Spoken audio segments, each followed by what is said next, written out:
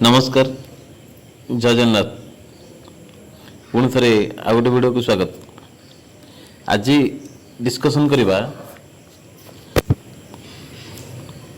इतिहास दशम श्रेणी इतिहास भारतीय जातीय आंदोलन गांधीजी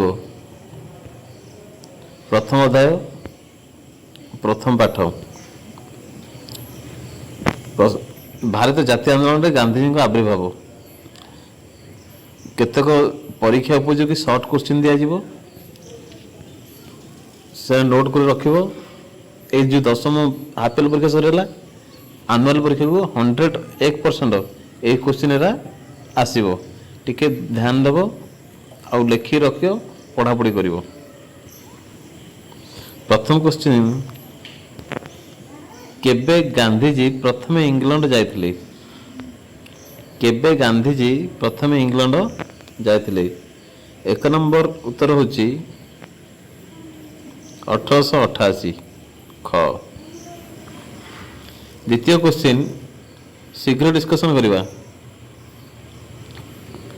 केबे गांधीजी नाटाल भारतीय कांग्रेस गठन करथिले? एटा पटन देजी गठन करथिले। केबे गांधीजी नाटाल भारतीय कांग्रेस गठन करथिले?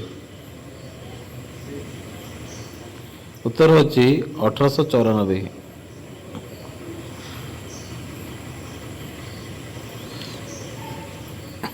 तीन नंबर जोन्सबर्गर एम्पायर थिएटर ठारे अनुष्ठित साधारण सभा क्यों कला आईन अमान्य करने उपस्थित भारतीय माने दृढ़ संकल्प नहीं? उत्तर होची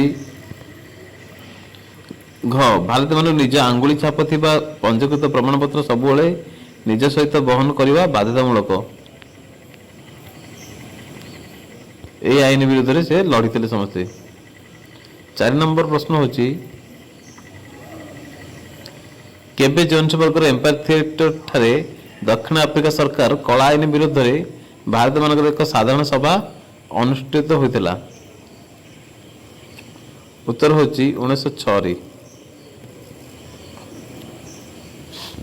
5 नंबर केउ आंदोलन में गांधी प्रथम सत्याग्रह अस्त्र प्रयोग करथिले?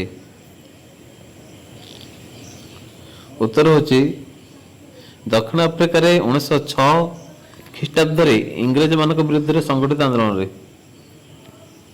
केउंठारे गांधीजी प्रथम जेल दंड भोगी?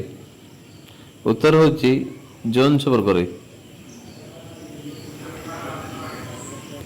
7 नंबर क्वेश्चन है केबे अनेक भारतीय दक्षिण आफ्रिकीय सरकार देशांतर गमन निषेध आईन विरोध में नाटाल सीमा पार हेबा ट्रांसवाल गमन कले? उत्तर होची ख अगस्ट 1908। केबे दक्षिण आफ्रिका उच्चतम न्यायालय ख्रीष्टियान रीति संपादित हो नथिबा और पंजीकरण हो नथिबा भारतीय मानक विवाहर स्वीकृति प्रत्याहार पर निष्पत्ति नेले? 8 नंबर उत्तर होची घ मार्च 1913। जे इतिहास विषय फास्ट लास्ट पढ़ी ये सर्ट क्वेश्चन सागे सागे कर दो आउ नेक्स्ट पीरियड में तार लॉन्ग क्वेश्चन डिस्कशन करिया ए विषय। 9 नंबर क्वेश्चन केउं आंदोलन दक्षिण आफ्रिका गांधीजी नेतृत्व दिन शेष आंदोलन थिला? केउं आंदोलन दक्षिण आफ्रिकार गांधीजी नेतृत्व दिन शेष आंदोलन थिला?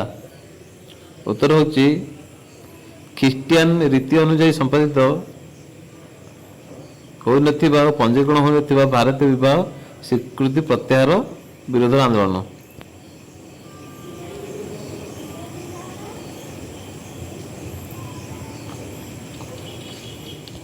नंबर 10 नंबर के इंडियन ओपिनियन नामक संवादपत्र प्रकाश करथिले? के इंडियन ओपिनियन नामक संवादपत्र प्रकाश करथिले? गांधीजी करथिले। 11 नंबर केउंठारे गांधीजी प्रथम इंडियन ओपिनियन संवादपत्र प्रकाश करथिले?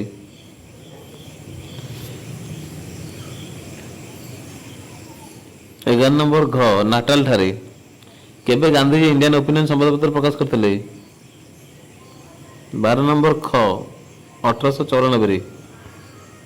केबे गांधीजी दक्षिण आफ्रिका भारत को फेरी?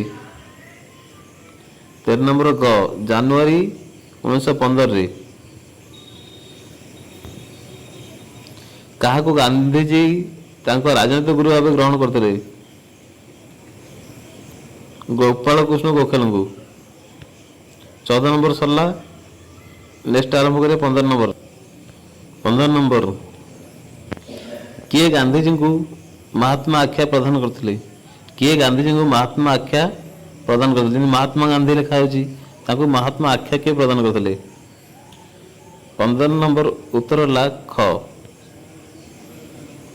रवींद्रनाथ टागोर। केबे गांधीजी साबरमती नदी कूल एक आश्रम प्रतिष्ठा करते? गुजरात साबरमती नदी से आश्रम करते? उत्तर है 1916 मसीह। 17 नंबर दक्षिण आफ्रिका भारत फेरिया पर गांधीजी प्रथम सफलता कौन थिला? 17 नंबर क्वेश्चन है दक्षिण आफ्रिका भारत फेरिया पर गांधीजी प्रथम सफलता कौन थिला?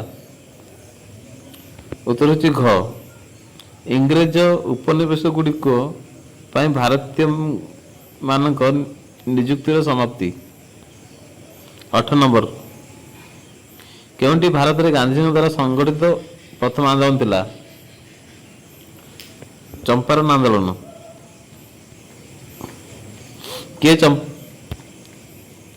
किए चंपारण रे चाषी मानक समस्या समाधान करने गांधीजी को निमंत्रण करते? राजकुमार शुक्ला। 1920 नंबर है चाषी मानकर समस्या अनुधान 1917 एप्रिल गांधीजी केउंठी पहुंचते? मोतिहारी से गुजरात मोतिहारी गुजरात बिहार मोतिहारी।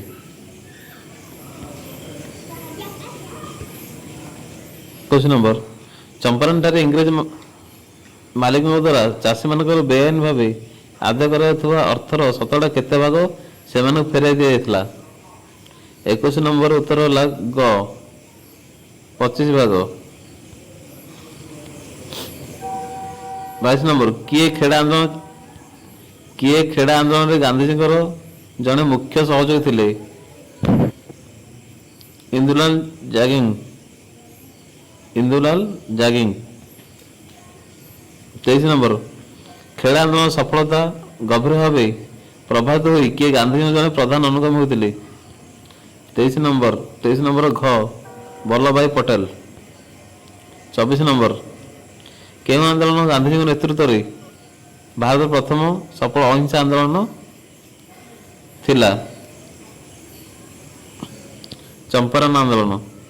प्रथम अहिंसा आंदोलन चंपारण आंदोलन। 25 नंबर केउं आंदोलन गांधीजी प्रथम जातीय स्तर आंदोलन थिला? केउं आंदोलन गांधीजी प्रथम जातीय स्तर आंदोलन थिला? उत्तर होची ग रायलता आईन विरोध आंदोलन। 26 नंबर केबे ब्रिटिश व्यवस्थापक सभा रायलता आईन गृहीत होइथिला? 26 नंबर उत्तर होची क 1979 मार्च 18 तारीख। 27 नंबर केबे गांधीजी आह्वान क्रमे रायलता आईन विरोध में देशव्यापी हड़ताल पालन कराइथिला? केबे गांधीजी आह्वान क्रमे रायलता आईन विरोध में देशव्यापी हड़ताल पालन कराइथिला? 27 नंबर उत्तर होची ग 1979 अप्रैल 6 तारीख। 28 नंबर टोटल 34 क्वेश्चन अच्छी खाली लिखि दियो क्वेश्चन आंसर तब डिस्कशन कर माने तापरे एनालाइज करिया केते गोटे टाइम मिले नोट खातर लिखि दो सब। 28 नंबर रायलता आईन विरुद्ध रे देशव्यापी हड़ताल पालन पई आह्वान देथिबारु गांधीजी को केबे गिरफ्त कराइथला? उत्तर होची 1979 अप्रैल 9 तारीख। घ नंबर 29